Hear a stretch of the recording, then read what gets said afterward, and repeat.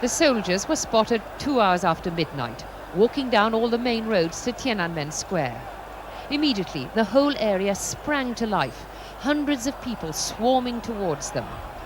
Unarmed, many in shirt sleeves, the soldiers had been ordered to encircle Tiananmen and wait for armed police to clear the students away. They found themselves confronted by indignant, then angry people who blocked their way, pushing and shoving, with some scuffles and fistfights. It was not, though, in any way a riot. The atmosphere was not one of panic or hysteria. It was all very measured but forceful. Eventually, the soldiers had to retreat. A shambling affair, with no one apparently giving orders, and many of the youngsters unclear about what they should do. In retreating, they were applauded. "You've been cheated by the government," they were informed. At dawn, students seemed in control of the area, manning checkpoints, and with more buses blocking the roads, driven there by workers. There was also more army equipment abandoned by the soldiers in their retreat. Many of them were still near the square, squatted around, dejected, having lost face. By rush hour, Peking's main street was in chaos. Buses blocked the roads to Tiananmen Square, their tires let down. Thousands of cyclists wriggled and plodded their way to work, and more gathered in impromptu meetings all over the city centre.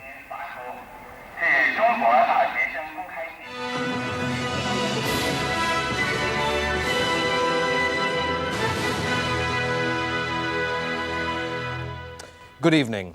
Tanks and troops are patrolling the streets of central Peking after the bloody operation to crush student-led protests.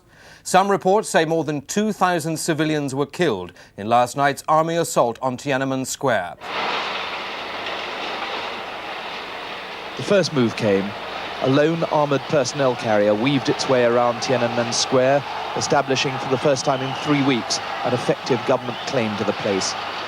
But it was a near-run thing. The demonstrators were too numerous and too confident, and the vehicle was lucky to get away with it. Another followed soon after, and right from the start it seemed less likely to succeed. The crowd's blood was up, and its hatred for the authorities was all the more intense after the pacifism people have been showing here for weeks. The driver of the vehicle ran out of luck fast. Once he was stuck, the crowd had him, and the half-dozen soldiers inside virtually at their mercy, though the armour resisted their efforts for a long time. The soldiers had to get out or die from fire, even though the alternative was possible death at the hands of the wild, uncontrollable crowd. But not everyone had yielded to the violent hatred. A group of students took the considerable risk of bringing up a bus to shelter one of the soldiers from the mob.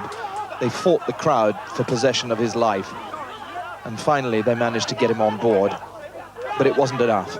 The lust for blood was such that people poured onto the bus to get at him, though it seems he survived. Diehards among the students had chosen to take up their position around the monument in the middle of the square. All we could hear and see of their fate was the tracer bullets and the sound of heavy guns used against them. The army, ignoring the burning buses which served as barricades, was implacable. They moved in on the square from several directions, including the Forbidden City itself. Soon the soldiers had cleared the main east-west avenue that runs through Tiananmen Square, cleared it by the deliberate use of random firepower.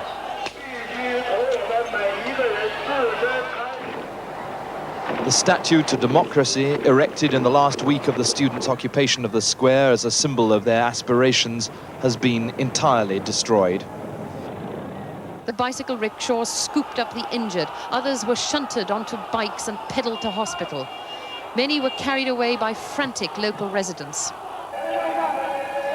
Ambulances screamed up to the troop line and were turned away. They couldn't get to the square. 2 ambulance drivers were shot and injured. Earlier, we'd been driving at the back of the Forbidden City, the old part of Peking, near the square. We picked up a woman with a bullet in the head and took her to the nearby children's hospital, into a scene of near mayhem. Casualties were arriving every few seconds, on bikes, rickshaws, park benches, carried in, all with gunshot wounds. The operating theatre was overflowing, many of the staff in tears. In 20 minutes, 40 seriously injured were brought for emergency surgery. 2 were already dead.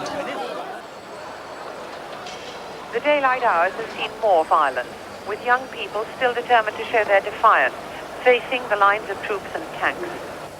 On the main road east of the square at 10:23 this morning, there was a sudden and deadly volley from the troops.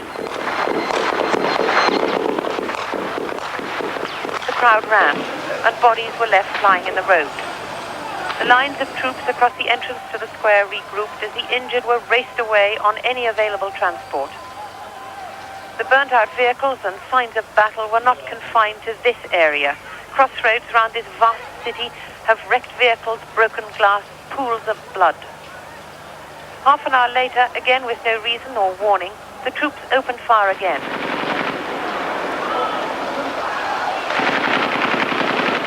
Between 30 and 40 people were killed by the 2 volleys.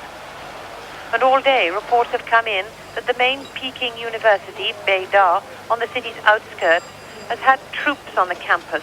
They've been searching everywhere and beating and killing.